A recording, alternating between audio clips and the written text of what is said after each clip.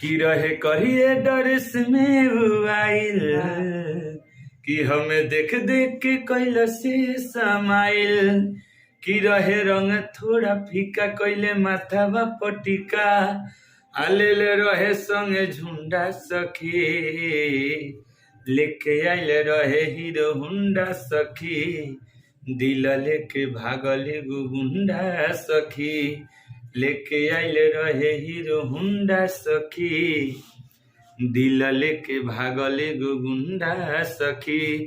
2021 में रउरा सबे गाना के बहुत प्यार दुलार दिले रहनी।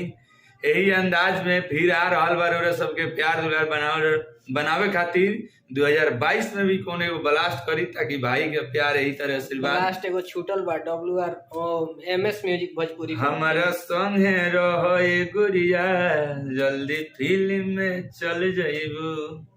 प्यार दुलार बनाई एक से बढ़ के एक जा रहल बा जारी बा। जय हो।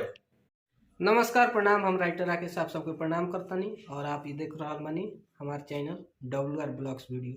आप लोग WR ब्लॉग्स वीडियो के सब्सक्राइब कर दें। और आज हमने बानी सन अलबेला अशोक जी के शूटिंग होता। नमस्ते प्रणाम हर हर महादेव। हम भोजपुरी गायक अलबेला अशोक और बताओ बहुत ही खुशी हो रहा बा कि आज हमने शूटिंग के दौरान पर दोनों भाई उपस्थित मानी जा संगम ऑडियो वीडियो के माध्यम से।